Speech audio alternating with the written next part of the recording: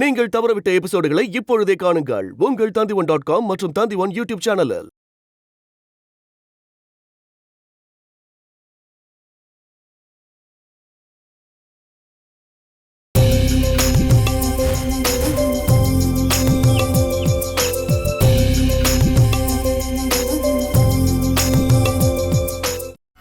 என்ன ஆனாலும் சரி, நீங்க அந்த துளசியோட கழுத்துல தாலி கட்டுறீங்க. அதுவும் உங்க பொண்டாட்டி மானசி முன்னாடியே கட்டுறீங்க. அதுக்கப்புறமா நீங்க பழைய கெத்தோட துளசிய மானசி முன்னாடி மாங்குன்னு நடக்க வைக்கிறீங்க. உங்களுக்கு எல்லா விஷயத்திலயும் இந்த ஷிபு கூடவே இருப்பான். Trust me. இது வரைக்கும் கூட இருந்தவனுங்கெல்லாம் என் காலை தான் வாரி இருக்கானுங்க. நீயும் என் காலை வாரிட்டு போயிருவியோன்னு எனக்கு கொஞ்சம் சந்தேகமா இருக்குடா. பாஸ், இதுக்கு முன்னாடி உங்க கூட பல பேர் இருந்திருப்பாங்க. ஆனா அந்த மாதிரி இந்த ஷிபுவை நீங்க நினைச்சிடாதீங்க. என் உயிரே போனாலும் சாப்பிட்ற சாப்பாட்டுக்கு விசுவாசமா இருப்பான் இந்த ஷிபு. சாப்பிடாத சாப்பாட்டுக்கே விசுவாசமா இருக்கிறவன் இந்த ஷிபு, சத்தியமா. அதனாலதான் எல்லா பாஸும் என்ன ஷிபு செல்லக்குட்டின்னு கூப்பிடுவாங்க. என்கிட்ட ஏதாவது நீ ராங்கு பண்ண செல்லக்குட்டிக்கு பதிலா அசிங்கமா கூப்பிடுவேன். சரி, இன்னொரு பெகு ஊத்து. நான் இப்ப போய் சில பேர் பார்க்க வேண்டியிருக்கு. இந்த நிலைமையில நீங்க தனியா போக கூடாது. 2 பெக்க போட்டுக்கிட்டு நானும் கூட வரேன். அது சரி பாஸ், நாம எங்க போறோம்? அவளை பார்க்கத்தாண்டா, மானசிய. என்ன துணிச்சல் இருந்தா எனக்கே அவ டிவோர்ஸ் நோட்டீஸ் அனுப்பியிருக்கான்னு போய் கேட்கணும்டா. கண்டிப்பா பார்த்தே ஆகணும் பாஸ். முடிஞ்சா உங்களுக்கு எதிராக நோட்டீஸ் அனுப்புன அந்த கோமாளி வக்கீலுக்கும் 2 விட்டே ஆகணும். டூல்ஸ் ஏதாவது எடுத்துட்டு வரணுமா பாஸ்? எனக்கு சமமானவங்க கிட்ட மோதும்போது கூட நான் தேவையில்லாம ஆயுதத்தை எடுத்தது கிடையாது. என்னோட ஆயுதமே என் துணிச்சலும் தைரியமும் தாண்டா. சரி, நீ வா, வந்து வண்டி எடு.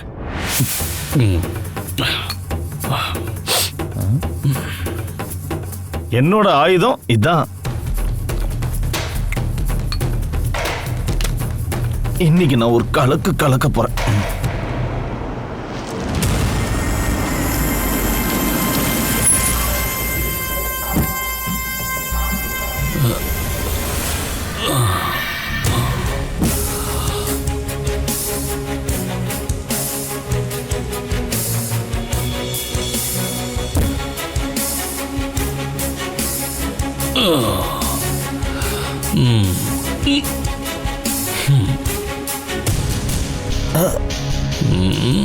இவர் என்ன பண்ணிக்கிட்டு இருக்காரு?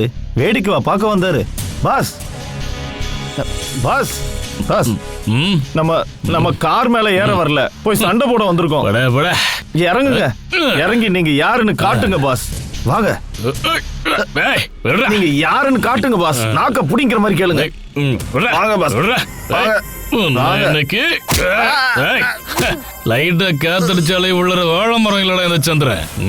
ஆலமரம்டா, அதை இன்னைக்கு உங்களுக்கு காட்டுறேன். நான் யாருங்கிறத என்ன உங்களுக்கு தெரியலடா, அதை இன்னைக்கு காமிச்சிட்டு தான் போவேன். மனுஷன வேஸ்ட் கிட்ட கூட விட மாட்டியா? ஐயோ, நீங்க வேட்டி அவுக்க போறீங்கல்ல? எதுக்குடா? இல்ல, ஒரு படத்துல சுந்தர் சி வேட்டி அவுத்துட்டு அடிப்பார்ல, ஒருவேளை அந்த மாதிரி நீங்க அடிக்க போறீங்களோன்னு நினைச்சேன். திருவிழால ஆட்ட வேட்டி ரத்தம் குடிக்கிறத நீ பாத்திருப்ப இல்ல? ஆனா நான் வேற காராளி சந்திரன். நான் குடிக்க போறது இந்த வீட்டுல இருக்கிற மானசியோட ரத்தத்தை குடிச்சே ஆகணும். ரத்தத்தை மட்டும் இல்ல, பிளட்டையும் குடிச்சே ஆகணும் பாஸ். டிராகுலா மாதிரி உறிஞ்சு எடுக்கணும். பைத்திய மாதிரி உளறாதடா. வீட்டுல யாரு இருக்கா? சந்திரன் வந்திருக்கு. நீ சந்திரன், வானத்தில் இருக்கிற சந்திரன் இல்லடி, காராளி சந்திரன். வெளியே வாடி, வெளியே வாடி. ஒரு பஞ்சா இருக்கட்டும். வெளியில வாடி.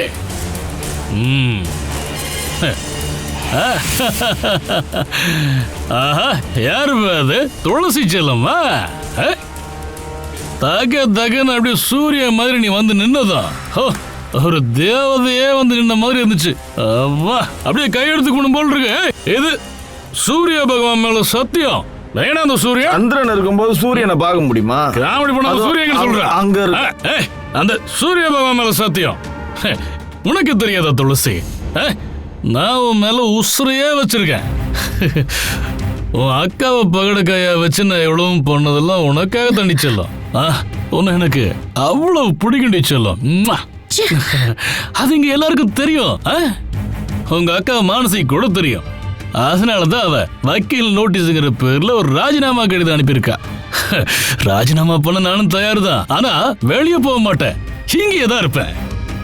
பானுமதி அம்மாவோட மருமகனா இருப்பேன். ஆமா, மானசிய துரத்தி விட்டுட்டு உன்னை நான் கட்டிக்குவேன். அப்போ நான் திரும்பவும் மேலைப்பாட்டு மருமகனா தான் இருப்பேன். ஏய், துளசி நில்லு. என்ன கேள்வி அத்த? சரியா போச்சு. நான் வந்தது உங்க மூத்த மக இல்ல மானசி, அவளை பார்க்கத்தான். ஏய், என்ன மானசி, அவளை பார்த்து நாக்கப்படுங்கிற மாதிரி கேட்கணும். என்னத்த? வக்கீல பார்த்து ஒரு பேப்பர் எனக்கு அனுப்பிச்சதும் இந்த காராளி சந்திரன் பயந்து ஒதுங்கிடுவான்னு நினைச்சா தப்பு. இந்த சந்திரன் அப்படியெல்லாம் போக மாட்டான். அப்படி போறதுக்கு நான் ஆசைப்படல.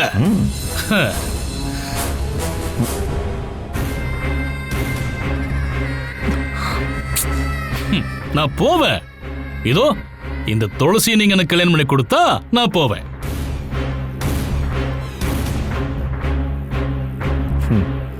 அதுக்கப்புறம் உங்க யாரையும் தொந்தரவு பண்ண இந்த வீட்டு பக்கம் கூட நான் வரமாட்டேன்.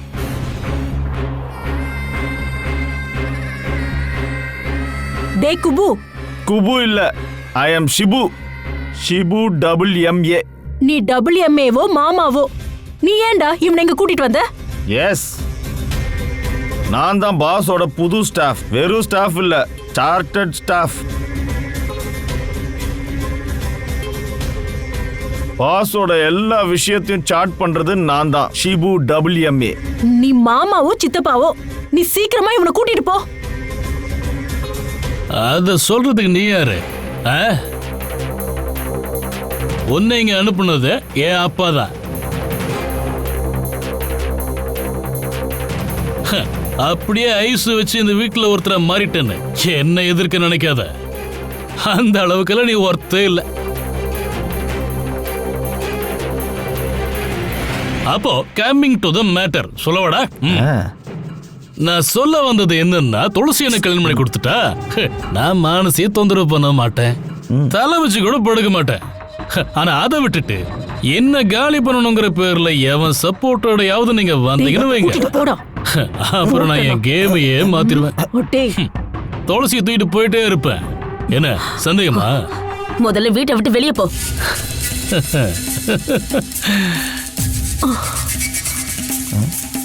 போன்னு சொன்னேன். நான் கிளம்புறேன். ஆனா என் கூட எவ்வளவு வரணும்? துளசி.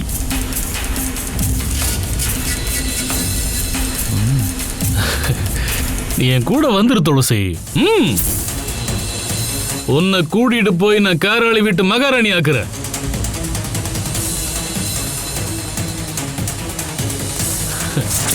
வா செல்லும்.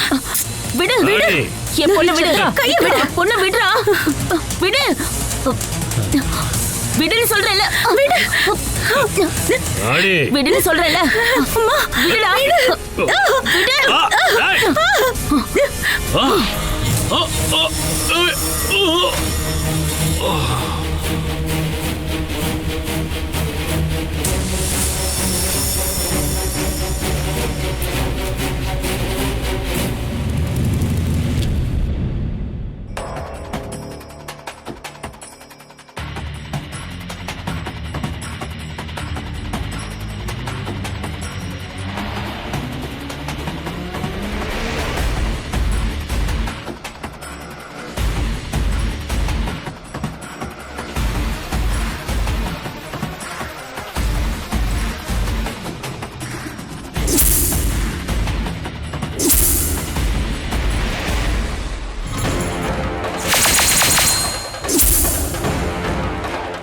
இதுக்கு நான் அப்புறம் பதில் சொல்றேன்.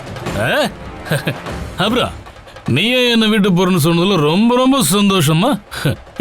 இல்லைன்னா உன்னை நான் இந்த பூமியை விட்டு அனுப்ப வேண்டி இருந்திருக்கேன். நீங்க அனுப்பலான்னு நினைச்சோம். நான் இந்த பூமியை விட்டு போகாததே உங்களோட அழிவை நான் பாக்குறதுக்காக தான். அத பார்த்துட்டு தான் என்னோட உயிர் என்னோட உடம்ப விட்டு போகும்.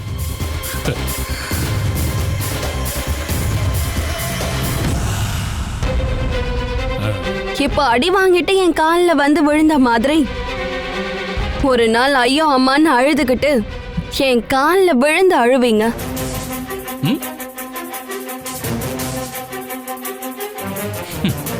அது வரைக்கும் நீங்க உயிரோட இருக்கணுமேனு தான் நான் வேண்டிக்கிறேன். நீங்களும் நானும் இருக்கணும்.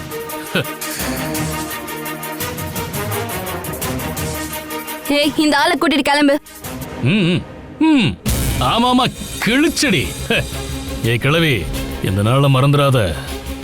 இன்னைக்கு நீ அடிச்சியே அது ஒரு விஷப்பாம்பு. எதிரியை நான் மறக்கவே மாட்டேன். கண்டிப்பா கொத்திட்டு போவேன். உன்னை இல்ல ஏதோ இந்த துளசியத்தா வரட்டச்சேலும். வாடா. நீங்க போங்க பாஸ், நான் நல்லா கேட்டுட்டு வரேன். சீக்கிரமா வா.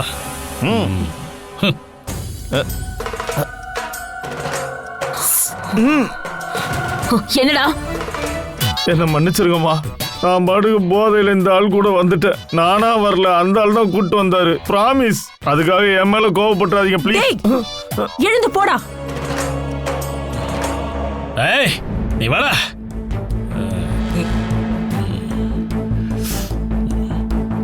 என்னடா பேசிட்டு இருந்த? நாக்க புடிங்கிற மாதிரி கேட்டு வந்தேன் பாஸ். நீங்க கார்ல ஏறுங்க பாஸ். இதுக்கு மேல பாஸுக்கு எதிராக வாயை திறந்த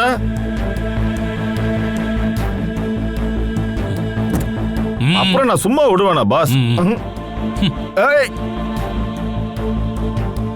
வண்டி ஏறா.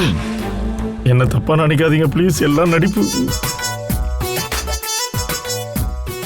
ஆமா, இவர் பெரிய ரவுடியா. அந்த கிழவி ஓங்கி ஒண்ணு விட்டதும் டமால்னு கீழே விழுந்து கிடக்குறாரு. இவரெல்லாம் எந்த என்ன பண்ற?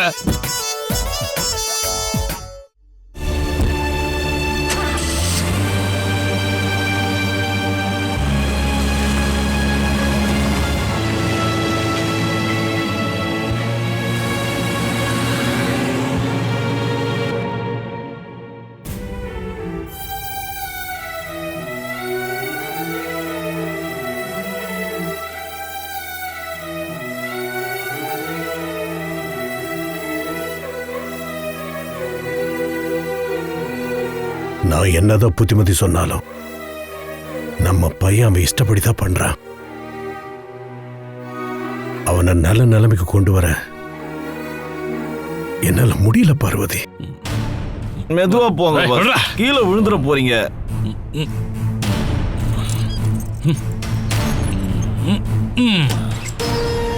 மனைவி வக்கீல் நோட்டீஸ் அனுப்புனதை பாஸால தாங்கிக்க முடியல. அந்த கோவத்துல இப்ப சரக்க காதலிக்க ஆரம்பிச்சிட்டார். காதலிச்சு காதலிச்சு 2-3 பாட்டில் உள்ள போயிருச்சு. அந்த ஆட்டத்தை தான் இப்ப ஆடிக்கிட்டு இருக்காரு. ஆடுறேன்னு எவன்டா சொன்னது?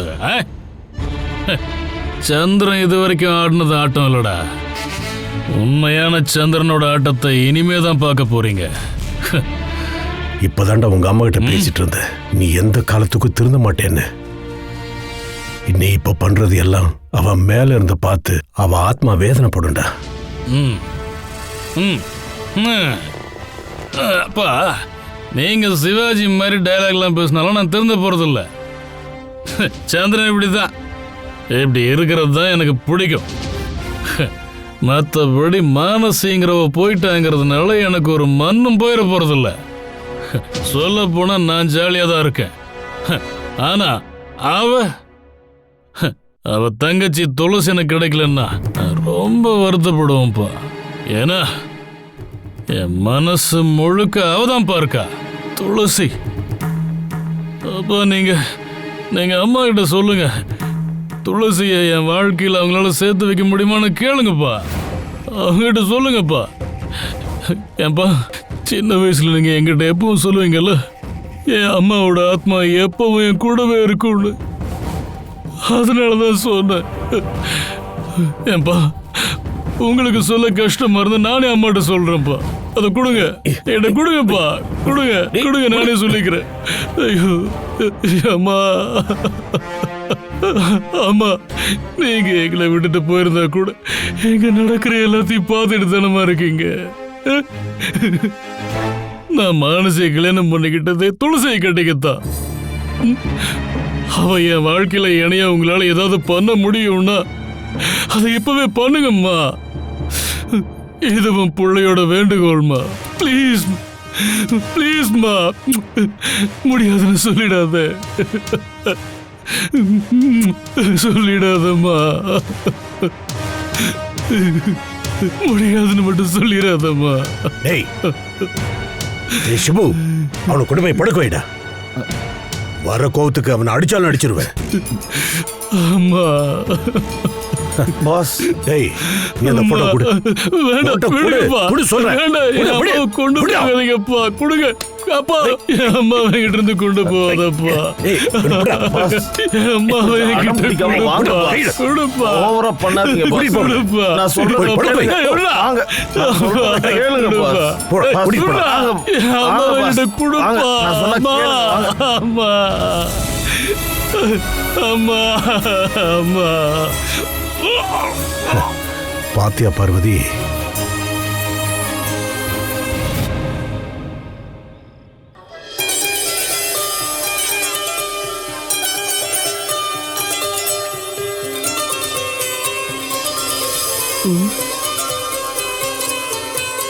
மொபைல அப்படி வச்சுட்டு என் கூட வாமா, வந்து ஏதாவது சாப்பிடுமா. எனக்கு சுத்தமா பசிக்கவே இல்லை. இஷ்டம் இல்லைனாலும் நைட்ல ஏதாவது சாப்பிடணும். அப்பதானே நீ பெரிய பொண்ணாக முடியும். எனக்கு சத்தியமா பசிக்கல பாட்டி. நீ சாப்பிடலனா அப்புறம் நானும் சாப்பிட மாட்டேன். கோவப்படாதீங்க பாட்டி. நான் இந்த கேமை மட்டும் ஆடி முடிச்சுட்டு வந்துடுறேன் பாட்டி. இந்த கேம் நீங்க விளையாடி இருக்கீங்களா? செம்ம இன்ட்ரெஸ்டிங்கா இருக்கும். ரொம்ப நேரம் இப்படி மொபைல பாத்துக்கிட்டு இருந்தீங்கன்னா அப்புறம் கண்ணு தான் கெட்டு போகும். எங்க அம்மா எப்பவும் மொபைல் தான் பார்த்துட்டு இருப்பாங்க.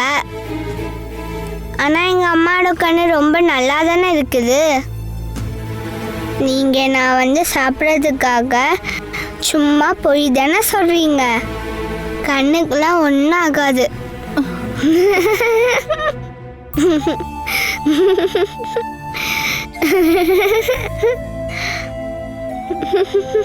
ஆனி டீச்சரோட முகம் இன்னைக்கு ரொம்ப வாடி போயிருக்கு. நான் கேம் விளையாடுறேன்ல அதான்.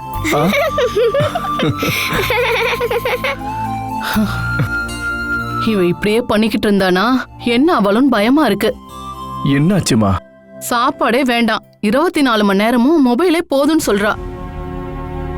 எதையாவது சொல்லி அவளை திருத்தலான்னு பார்த்தா உடனே அடம் பிடிக்கிற, அழறா.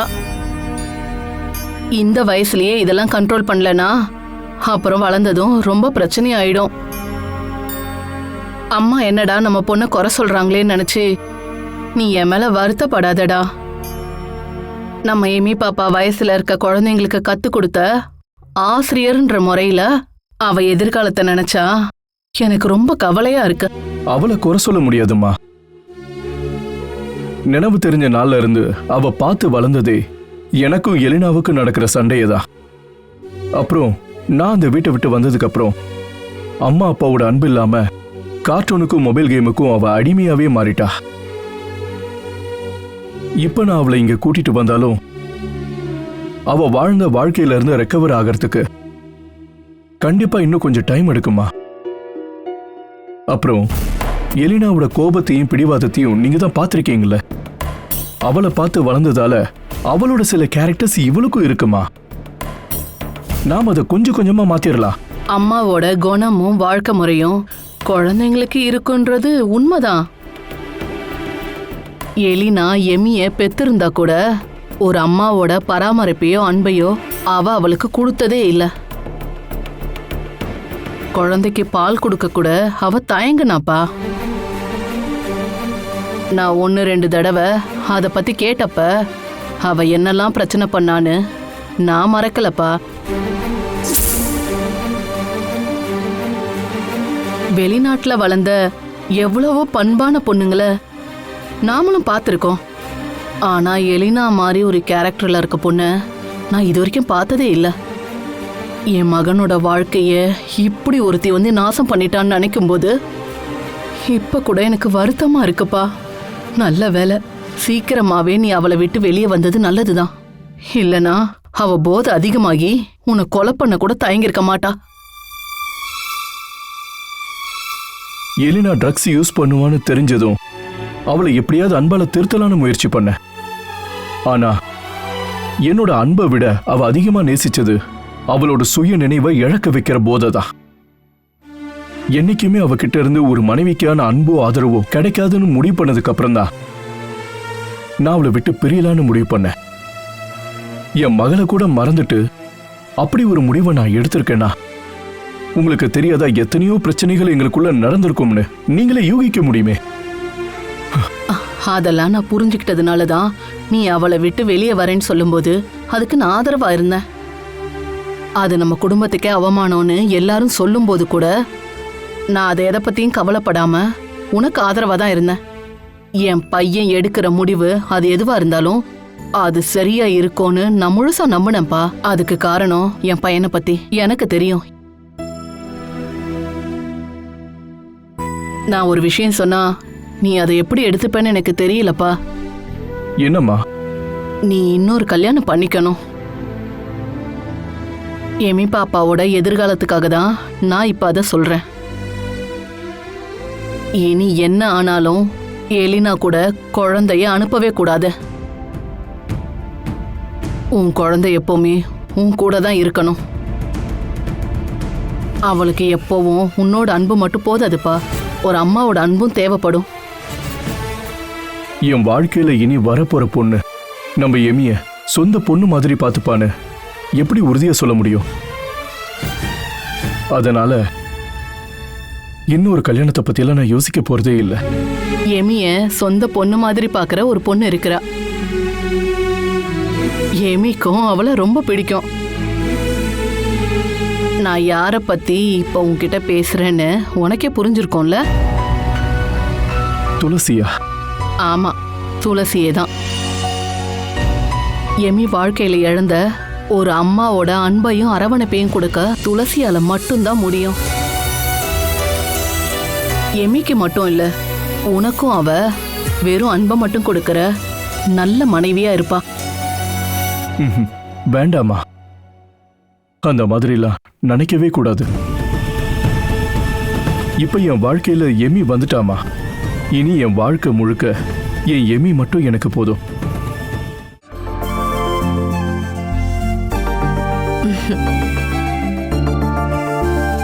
நேத்து ராத்திரி படுக்கும்போது ஆரம்பிச்சவ இன்னைக்கு காலையில இங்க கிளம்புற வரைக்கும் அழுதுட்டு தான் இருந்தா. துளசி ஆண்டிய பார்க்கணும், அது இப்பவே பார்க்கணும்னு அழறா. எப்படியோ பொழுது விடிஞ்சிருச்சு. நீங்களும் அப்பா கிட்ட அப்படிதானே சொல்லிட்டு இருந்தீங்க?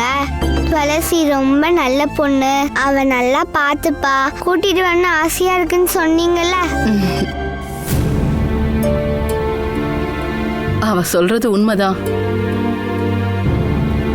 இப்படி ஒரு பொண்ணுதான் எனக்கு மருமகளா வரணும்னு நான் ஆசைப்பட்டேன்.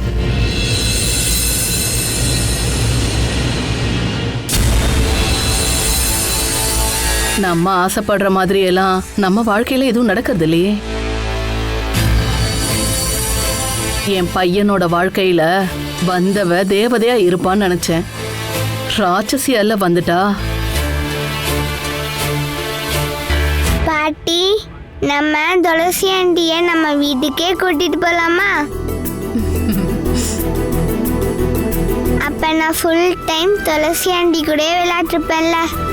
துளசியை வீட்டுக்கு கூட்டிட்டு போக எனக்கும் ரொம்ப ஆசைதான். இப்பவே என் வீட்டுக்கு கூட்டிட்டு போக நான் ரெடியா இருக்கேன், அதுவும் என்னோட மருமகளா.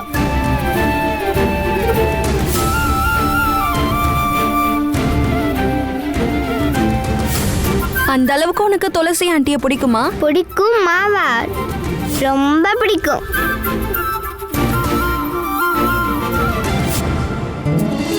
என் துளசி ஆண்டை என்கிட்ட கொடுத்துறீங்களா?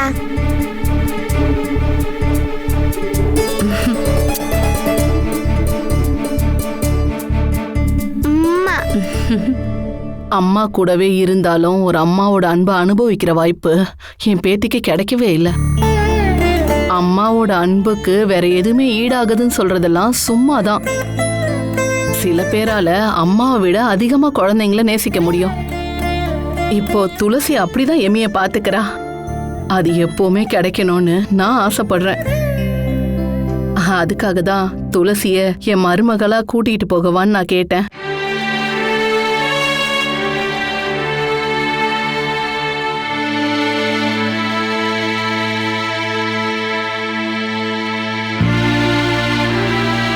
உங்களோட முகத்தை பார்த்தா சொன்னது தப்பாயிடுச்சோன்னு எனக்கு தோணுது.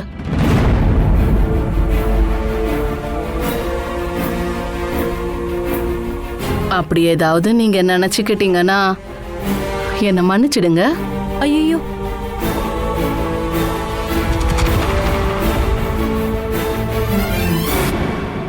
அப்ப நான் வரேன்.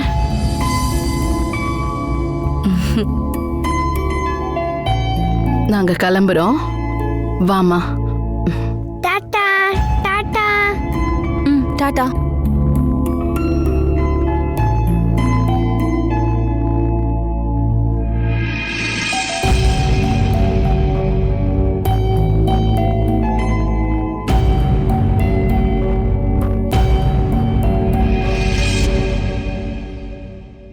ஆனி ஆண்டி துளசியை மருமகளா ஏத்துக்க ஆசைப்படுறாங்க.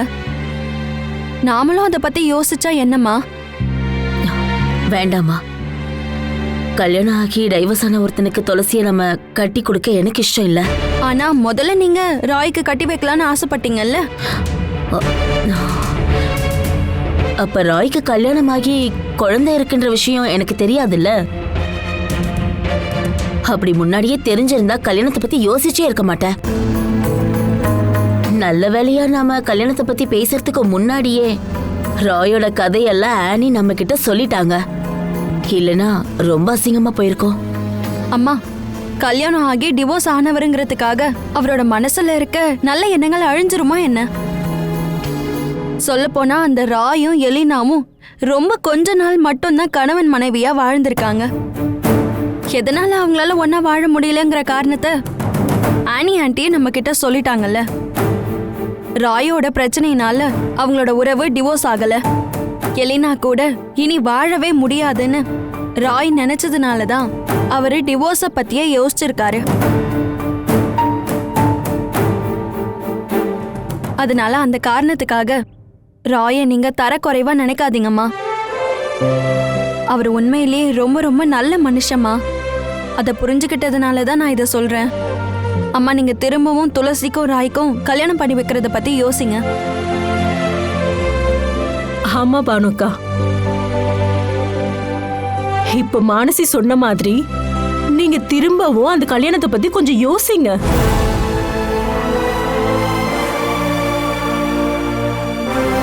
இப்போ ராயோட அம்மாவே நம்ம கிட்ட ஆசைப்பட்டு கேட்டதுக்கு அப்புறம் நம்ம அதை கண்டுக்காம இருக்கிறது நல்லதில்ல. அவங்க அம்மாக்கு மட்டும் இல்ல, எமி பாப்பாக்கோ இப்ப துளசினா ரொம்ப உயிர்க்கா. அவங்க துளசிய தங்க மாதிரி பாத்துப்பாங்க. இருந்தாலும் என்னால இந்த உறவை அப்படி ஏத்துக்க முடியல. ராயோட குழந்தைய பாத்துக்கிறதுக்காக தான் துளசி மருமகளா வரணும்னு ஆனி நினைச்சா. ஊர் அறிய கல்யாணம் பண்ணி துளசிய அந்த குழந்தைய பாத்துக்கிற ஒருத்தியா வச்சிருந்தாங்கன்னா அதை என்னால ஏத்துக்க முடியாது. அதனாலதான் குழந்தை இருக்க ஒருத்தருக்கு கல்யாணம் பண்ணி கொடுக்க வேண்டாம்னு சொல்றேன். நாளைக்கே அந்த குழந்தைக்கு எல்லா விவரமும் தெரிஞ்சு அவளோட உண்மையான அம்மாவை கூட்டிட்டு வந்தா என்ன பண்ணுவீங்க? அப்படி நடந்தா அந்த வீட்ல என் பொண்ணுக்கு என்ன மரியாதை இருக்கும்? நாம ஒரு விஷயத்தை பத்தி முடிவெடுக்கிறதுக்கு முன்னாடி அதை பத்தி நிறைய யோசிக்கணும். அதுக்கப்புறம் நம்ம தப்பு பண்ணிட்டோம்ன்ற நினைப்பு எப்பவும் வந்துடக்கூடாதுமா. அம்மா, நீங்க நினைக்கிற மாதிரி எல்லாம் கண்டிப்பா எப்பவும் நடக்காது. துளசிய ஆனி ஆண்டி மருமகளா ஏத்துக்கிறேன்னு சொன்னது மனப்பூர்வமா தான் நினைக்கிறேன். அப்புறம் இதுக்கப்புறமா எலினா திரும்ப வந்தா கூட ராயோட மனசுல நம்ம துளசி தான் எப்பவுமே மனைவிங்கிற இடத்துல இருப்பா. யாரையும் நம்ப முடியாதுமா. இது வரைக்கும் நம்ம நல்லது நினைச்ச எல்லாமே நமக்கு பெரிய பெரிய பிரச்சனைகளை கொண்டு வரலையாமா? அதெல்லாம் நினைச்சு பார்க்கும்போதுதான் எனக்கு பயமா இருக்கு. இந்த விஷயத்துல உங்களுக்கு பயமே தேவையில்லம்மா. கல்யாணம் ஆகாத ஒருத்தனுக்கு துளசியை கல்யாணம் பண்ணி கொடுக்கறத விட பாதுகாப்பானது துளசி ராய கல்யாணம் பண்ணிக்கிறது தான் நான் நினைக்கிறேன். நகைக்கும் சொத்துக்கும்லாம் ஆசைப்பட்டு கட்டிக்கிட்ட அப்புறமா பொண்டாட்டிய கொல்ல கூட தயங்காத ஒருத்தன் துளசியை கல்யாணம் பண்ணிக்கிட்டா கொஞ்சம் யோசிச்சு பாருங்கம்மா.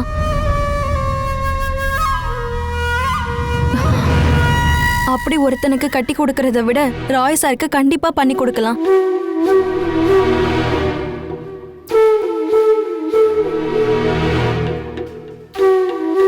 மானசி சொல்லிட்டு போறதுலயும் அர்த்தம் இருக்குக்கா. இந்த காலத்துல எல்லாம் தெரியாத ஒருத்த மருமகனா வரும்போது அவன் எப்படிப்பட்டவன் கூட நம்மளால கணிக்க முடியாது. ஒருவேளை நம்ம மானசி சொன்ன மாதிரி வீட்டுக்கு வரப்போற மாப்பிள்ள துளசி மேல ஆசைப்படுறவனா இல்லாம சொத்துக்கு ஆசைப்படுறவனா இருந்தா என்ன பண்றது?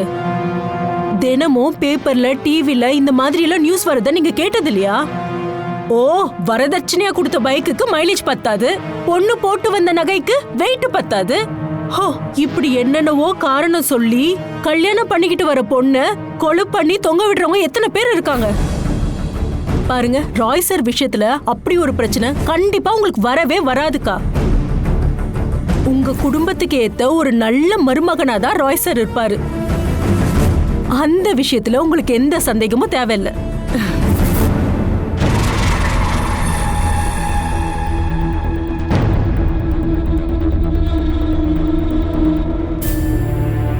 ஆனி ஆண்டி அந்த அளவுக்கு சீரியஸா ஒன்னும் என்ன மருமகளா கூட்டிட்டு போறேன்னு சொல்லல.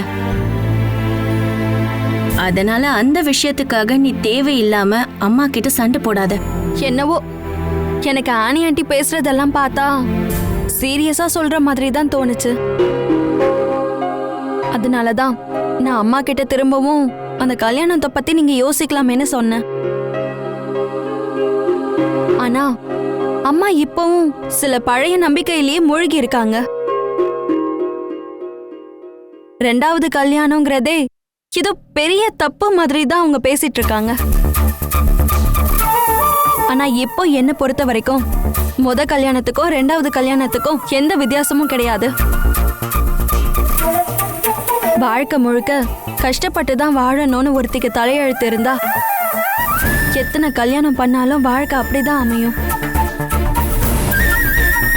அது அதுக்கப்புறம் அந்த கடவுளே நினைச்சாலும் மாத்த முடியாது.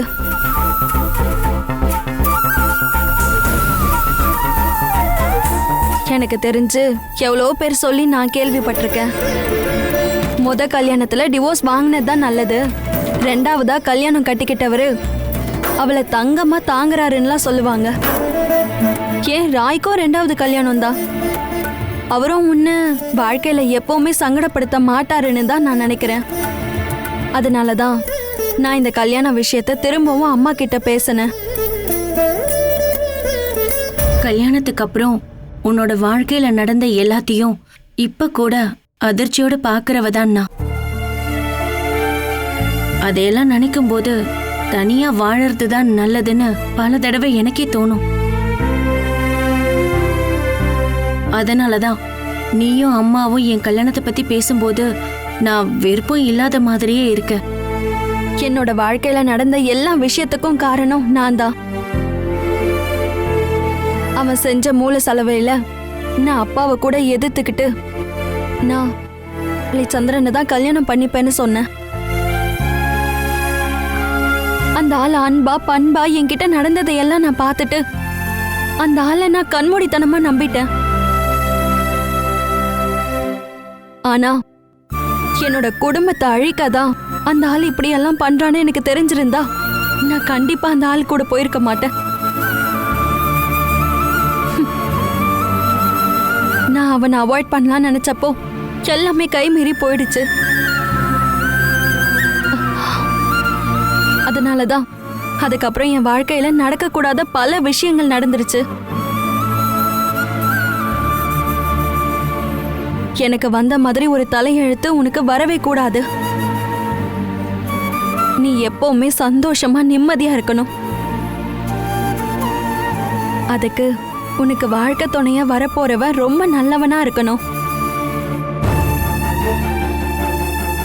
ராய் ரொம்ப நல்லவன்.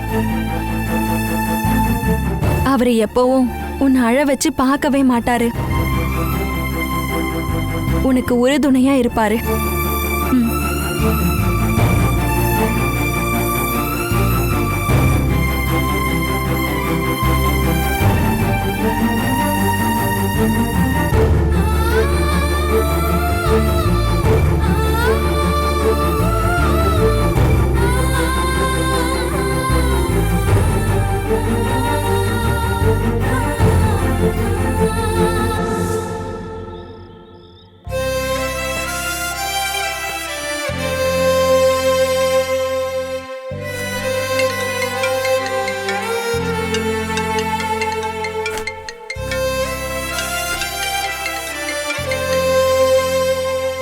சொல்லுங்க சார். காலையில அம்மாவும் எமி பாப்பாவும் அங்க வந்திருந்தாங்களா? அம்மா சொன்ன விஷயங்கள் எல்லாம் கேள்விப்பட்டு தயவு செஞ்சு என் மேல கோவப்படுறாத. அம்மா நான் திரும்பவும் கல்யாணம் பண்ணணும்னு ஆசைப்படுறாங்க. உன்னை பார்த்ததும் எனக்கு ஏத்த பொண்ணு நீதான்னு அம்மா நினைச்சாங்க. அதனாலதான் அவங்க அப்படி சொன்னாங்க. அம்மாவோட ஆசையை சொன்னதா மட்டும் நினைச்சுக்கோ. ஒரு தடவை ஒரு தப்பு நடந்ததால இனி என் வாழ்க்கையில வரப்போற பொண்ணு உன்ன மாதிரி ஒரு பொண்ணா இருக்கணும்னு அம்மா என்கிட்டயே சொல்லுவாங்க. ஆனா என் தகுதி என்னன்னு எனக்கு ரொம்ப நல்லாவே தெரியும். என்ன இருந்தாலும் நான் ஏற்கனவே கல்யாணம் ஆனவன் தானே. அதெல்லாம் உன்ன மாதிரி ஒரு பொண்ணால எப்பவுமே கண்டிப்பா தாங்கிக்க முடியாது. அது எனக்கு நல்லாவே தெரியும். என் அம்மா சார்பா நான் மன்னிப்பு கேட்டுக்கிறேன். அப்புறம் அம்மா காலையில் அங்க வந்தப்ப நடந்த சம்பவத்தெல்லாம் என்கிட்ட சொன்னப்ப உனக்கு கால் பண்ணுன்னு தோணுச்சு. அதான் கால் பண்ண. வைக்கவா? Good night. Good night.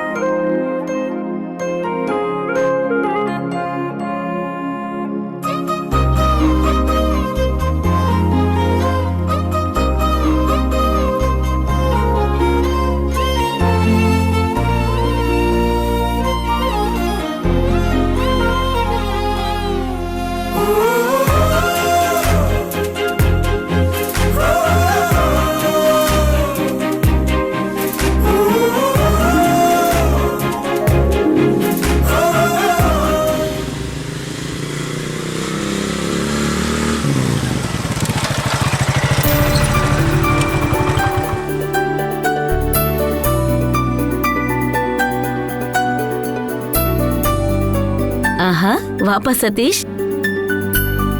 Work ஷாப்புக்கு போயிட்டு வர, அதான் கலெக்ஷன் எடுத்துட்டு வர லேட் ஆயிடுச்சு. நாளைக்கு வரும்போது ஒன்னா எடுத்துட்டு வந்து கொடுத்துருக்கலாம்ல. தினம் கலெக்ஷனையும் ட்ரிப் சீட்டையும் கொடுக்கறது உங்க அப்பா காலத்துல இருந்து ஜனதா பஸ்ஸோடைய பழக்கம். அதே கண்டினியூ பண்ணலாம்னு நினைக்கிறேன். இன்னைக்கு எப்படி போச்சு? பரவாயில்ல மேடம். ஒவ்வொரு நாளும் போக போக கலெக்ஷன் அதிகமாக தான் செய்யுது. இன்னொரு பஸ் அந்த ரூட்ல வந்துருச்சுன்னா உங்களுக்கு கண்டிப்பா லாபம் தான். யோசிக்கிறேன். சரிங்க, நான் அப்ப வரவா மேடம்?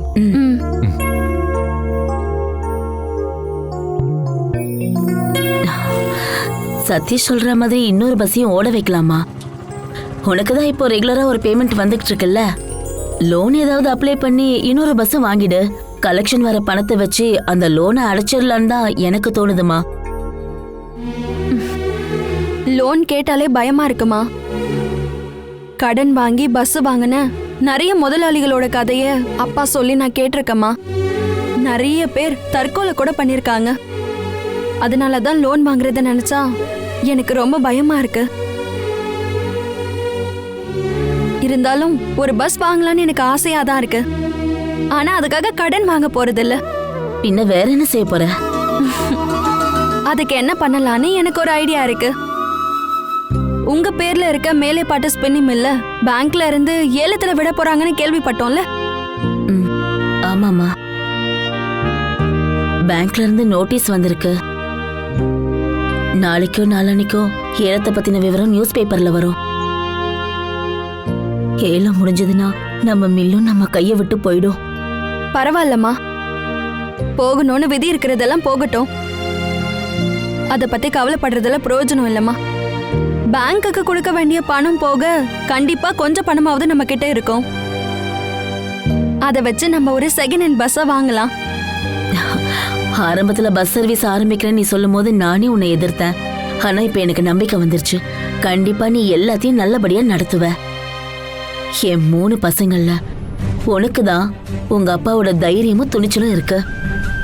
அதனால நீ எதை ஆரம்பிச்சாலோ கண்டிப்பா ஜெயிப்ப.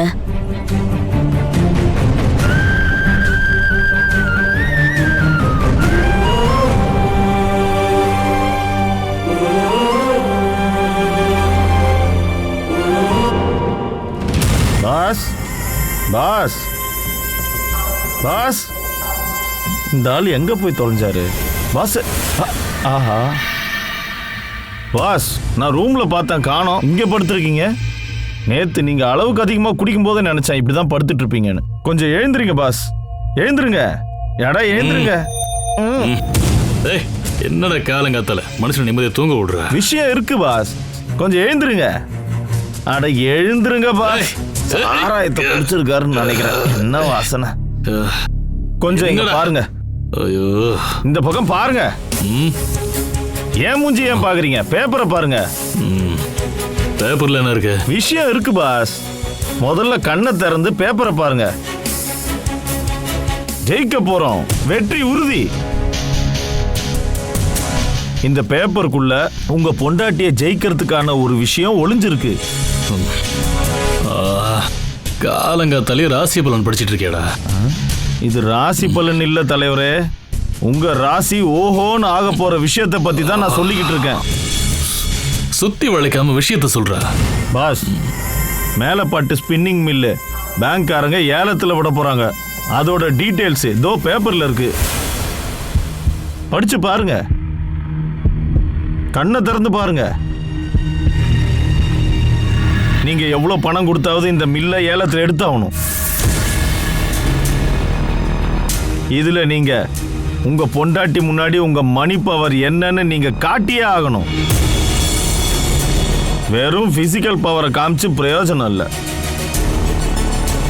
நீங்க அந்த மில்லை மட்டும் ஏலத்தில் எடுத்துட்டா அப்புறம் மானசியோட டோட்டல் சாப்டரும் க்ளோஸ் ஆயிடும். அதுக்காக கடவுள் காட்டி இருக்கிற வழிதான் இந்த பேங்க் ஏலம். இந்த ஏலத்துல நீங்க ஜெயிச்சீங்கன்னா நீங்க பாஸ் இல்ல, பிக் பாஸ். நான் ஸ்மால் பாஸ்.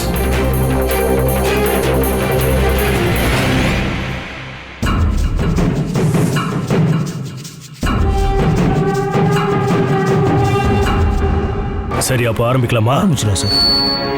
அடுத்ததா மேலைப்பாட்டு மில்லோட ஏலத்தை ஆரம்பிக்க போறோம்.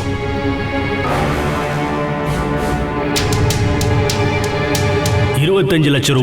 25,50,000. 25,50,000. 25,60,000. 25,60,000. 26 லட்சம். 30 லட்சம்.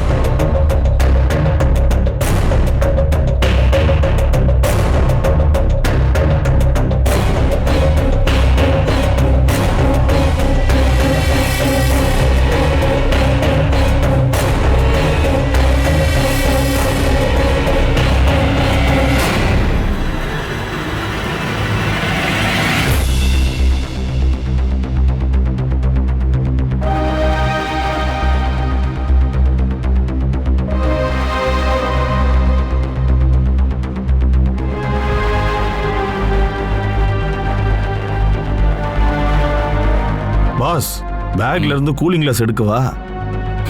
இப்போ வேண்டாம், ஏலம் முடிஞ்சு போகும்போது போட்டுக்கலாம். 30,20,000. 31 லட்சம். 32 லட்சம். 35 லட்சம். பாஸ் விடாதீங்க. 40 லட்சம்.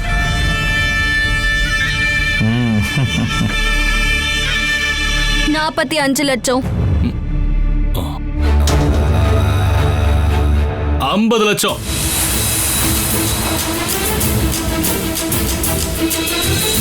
50 லட்சம் ஒரு தரம்.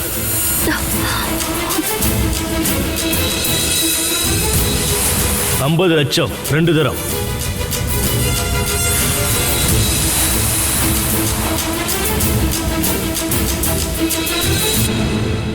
50,02,000.